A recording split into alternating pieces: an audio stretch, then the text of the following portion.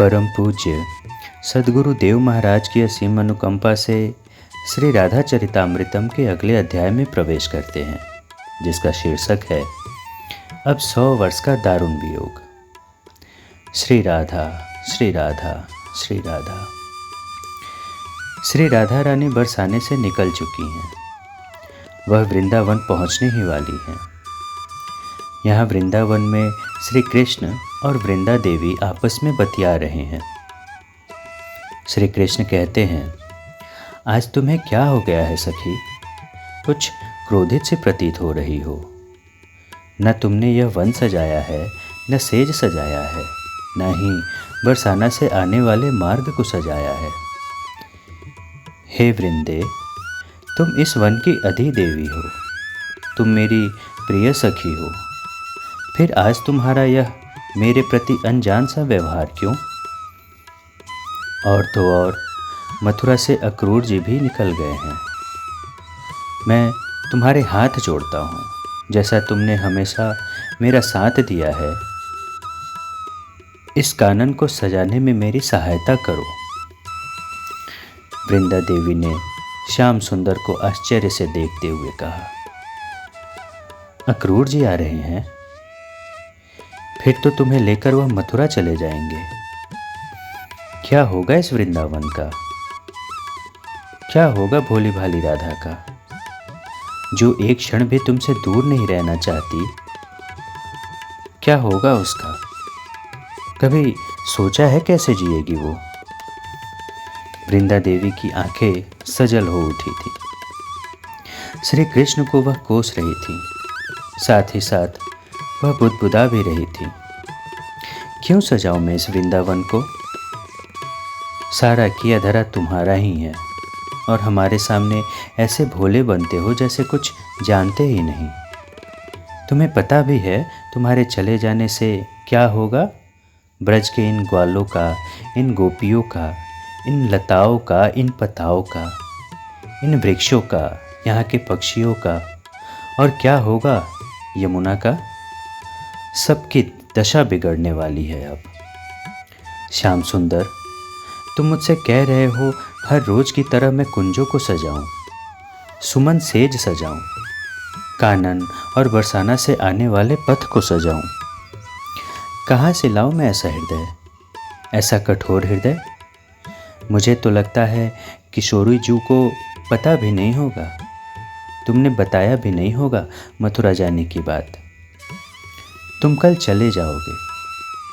मुझे क्षमा करना नंदनंदन, परंतु अब मैं यह सब नहीं कर सकती, नहीं सजा सकती इस कुंज को, इन लताओं को, इन पताओं को, सुमन सेज को और कानन को। समाप्त हो गए अब वृंदावन के सुनहरे दिन। कल से तो दुर्दशा प्रारंभ हो जाएगी इस वन की, पूरे ब्रज की। इतना कह कह के सिसकियाँ चलने लगी वृंदा देवी की। श्री कृष्ण कहते हैं, धर्म की स्थापना, दुष्टों का संहार, ढेरों काम करने हैं। तुम्हें तो पता है ना वृंदा, मैं अवतार लेकर आया हूँ। इन सारे कामों को तो करना ही पड़ेगा ना। तुम्हें क्या लगता है वृंदे, मुझे शोक नहीं होगा?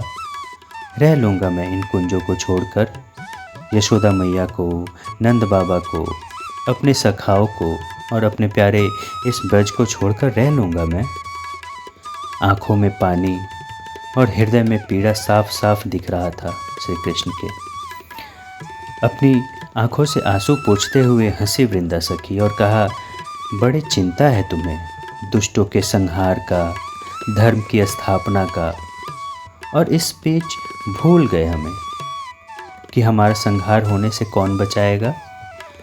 तुम्हारा विरह संहार कर देगा हमारा। प्यारे श्याम सुंदर, कैसे बचाओगे? बोलो, कैसे बचाओगे हमें?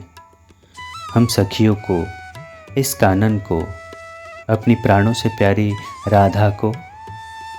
धर्म की स्थापना, अरे प्रेम से बड़ा भी कोई धर्म है जगत में? प्यारे, हम कोमल हृदय वाले हैं। हमारे कोमल हृदय में विरह का खंजर मारकर क्यों चीरना चाहते हो? क्या प्राप्त होगा तुम्हें?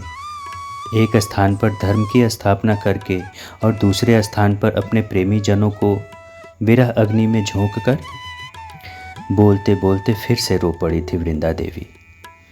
मत करो ऐसा कृष्ण, मत करो, हमें जीते जी मत मारो। श्री कृष्ण किंग कर्तव्य विमूढ़ से खड़े रहे। कुछ भी कहने को नहीं था उनके पास। एक बार फिर लंबी सांस लेकर वृंदा सखी ने कहना प्रारंभ किया, अच्छा ये बताओ श्याम सुंदर, तुम्हारे चले जाने के बाद इस यमुना नदी में जल रहेगा? इस वृंदावन में हरियाली रहेगी? इन ब्रजवासियों के शरीर में प्राण रहेंगे? माना कि तुम्हारे लिए बहुत कुछ है, धर्म है, नीति है, कर्तव्य है, परंतु ब्रजवासियों के पास तो तुम्हारे सिवा कुछ भी नहीं। इनके लिए तो धर्म भी तुम हो, कर्तव्य भी तुम हो, नीति भी तुम हो, रीति, प्रेम और इनकी आत्मा भी तुम ही हो। मैं अभी देख सकती हूँ, अक्रूर जी मथुरा से प्रस्थान कर चुके हैं। कंस ने आज्ञा दिया है उन्हें, वो तुम्हें ले जाएंगे। हिलकियों के साथ रोने लगी वृंदा सखी। अविरल बहे जा रहे हैं वृंदा देवी के अश्रु।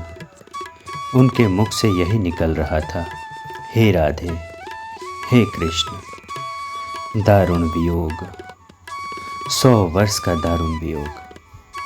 वृंदा देवी की आंखें ऐसी लाल थी जैसे उनकी आंखों में साक्षात अग्निदेव समा गए हों।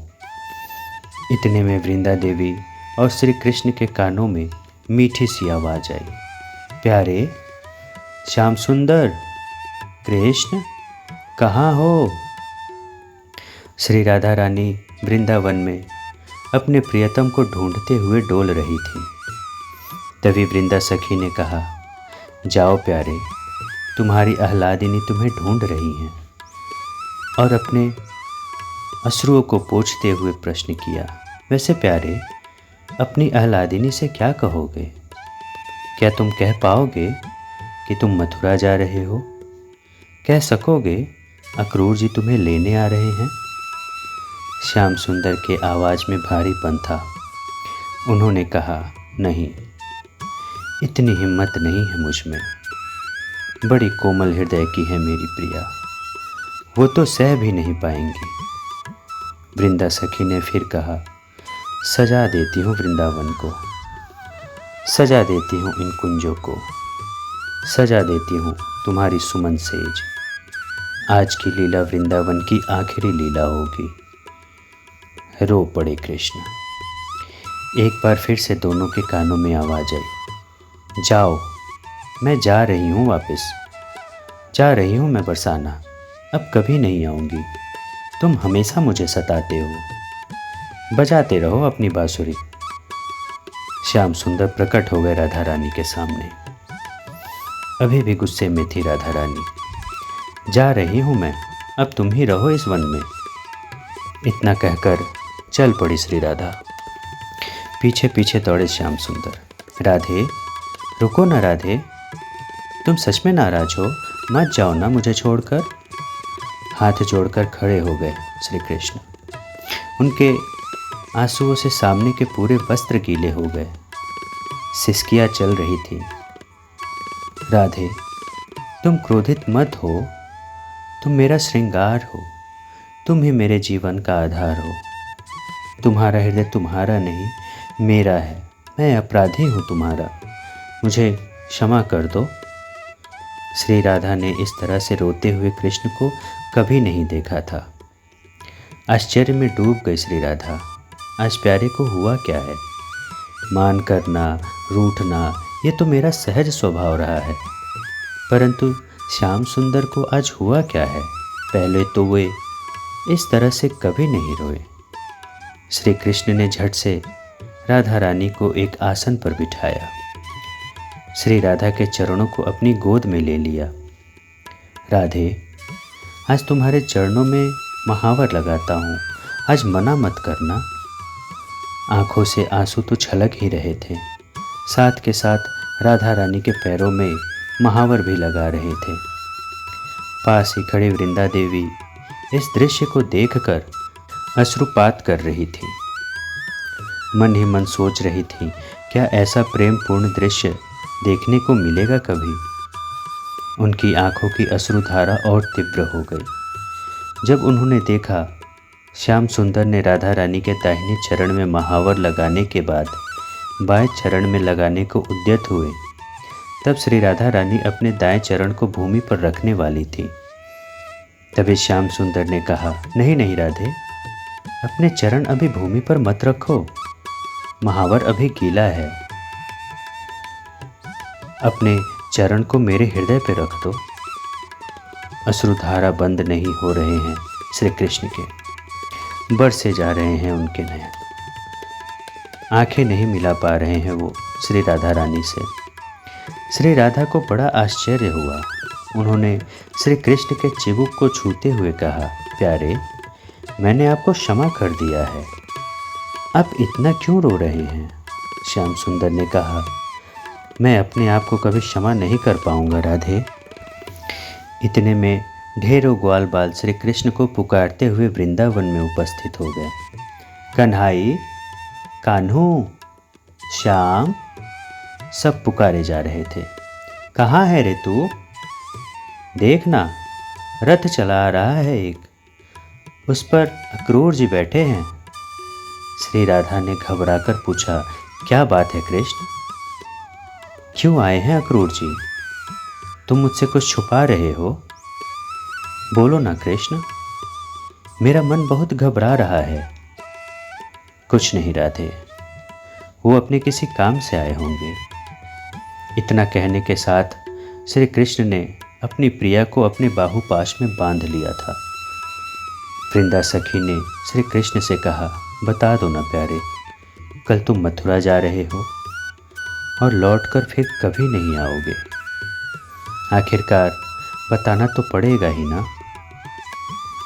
वृंदा देवी ने यह बात इशारे इशारे में कही थी, परंतु श्री कृष्ण के मुख से जो उत्तर निकला उसे राधा रानी ने भी सुना।